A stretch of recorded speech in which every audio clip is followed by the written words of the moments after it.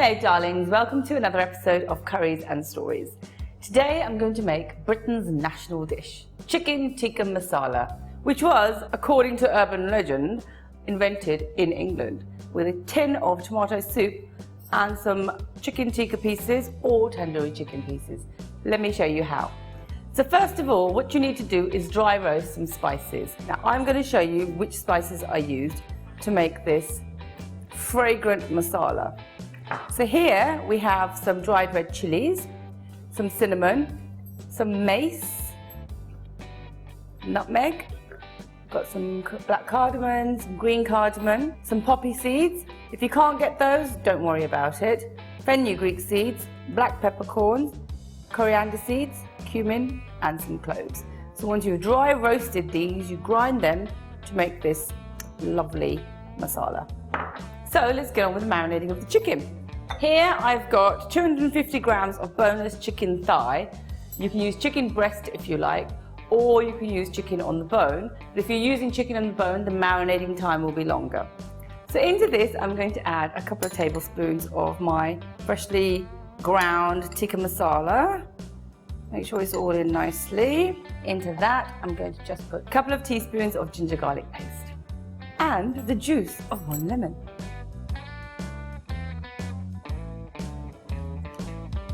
You've noticed that I haven't added any salt. I'm going to add a little bit of salt because remember I'm going to add it to my main sauce. Now this, just mix it all together.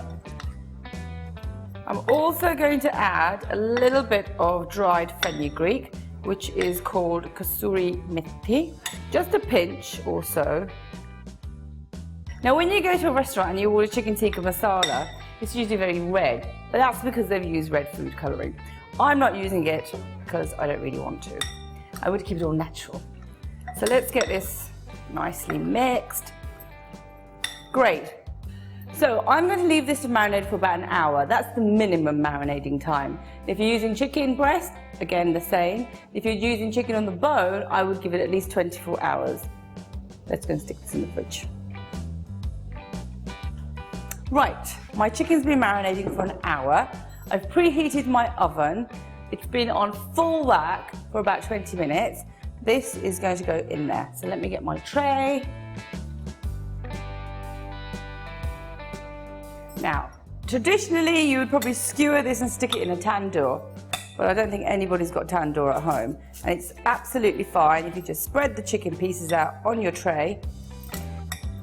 If you have got skewers, please skewer, stick it on a barbecue if you've got a barbie at home. Now on top of that, I'm just going to dollop some ghee.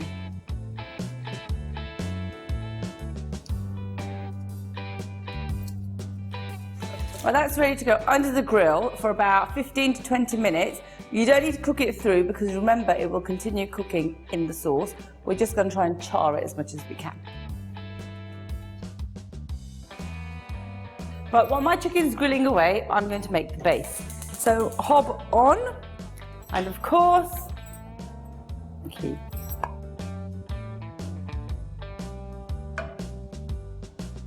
Right, into this I'm going to add 1 onion, which I have ground. Not too much of a paste, just sort of a rough grind. Now this should sizzle. A little sizzle there. Now into that, while this is cooking, I'm going to add the ginger and garlic so it cooks all together. I'm going to add a couple of teaspoons.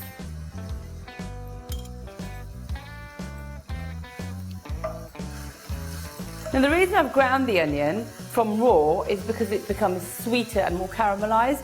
Now you can fry them and grind them, but I find this way the flavor is a lot sweeter than grinding them from fried.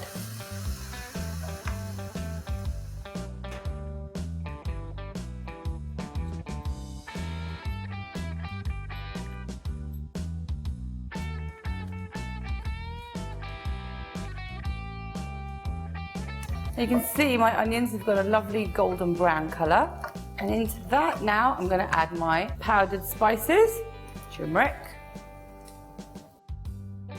some cumin, coriander, some salt, stir,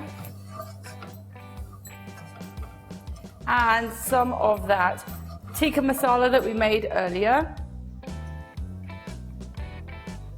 And some tomato puree. Give that a stir. Now, I'm going to add some water.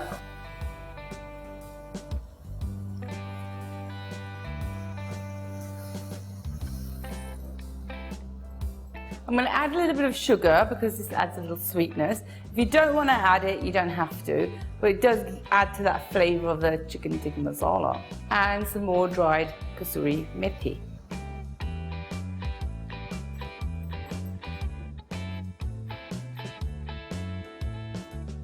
So I'm just going to cook this out until the ghee separates from the paste. If you find it's getting too thick, please add more water. Now, chicken tikka masala is great if you're new to curries because it's not spicy, but it has the nice balance of the spices. You can taste them without burning your mouth. And if you're introducing curry to your children, this is a perfect one to start off with. It's mild, it's flavorful, and it's really rather yummy. Right, I'm going to take my chicken out from the grill. It's ready. Oh, lovely. Here we go. Now obviously it hasn't charred as much as it would on a barbecue, but if you do have a barbecue, please feel free to stick it on a barbie. Right, I'm going to put these directly into my sauce. Now you're probably thinking, oh, the sauce is really thick. Do not fear, because there is another ingredient that I have to add. Right, if you are cooking the chicken pieces on a barbecue, chances are with the heat from a barbecue, it will cook the chicken through. So you put that in and you don't cook it anymore. But because my chicken is almost cooked and that the masala has dried up, I'm going to cook it another 5 to 7 minutes, but I'm going to add a bit more water just to loosen it up.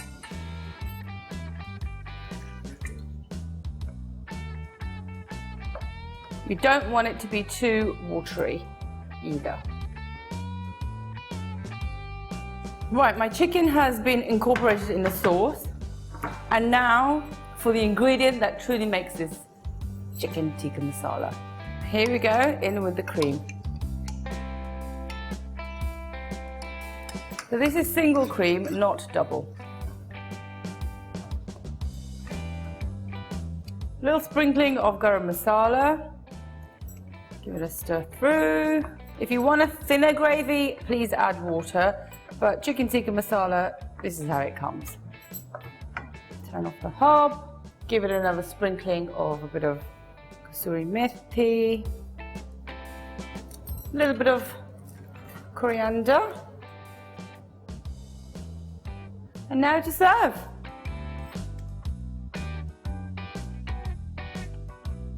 So there you go, guys. This is my version of chicken tikka masala.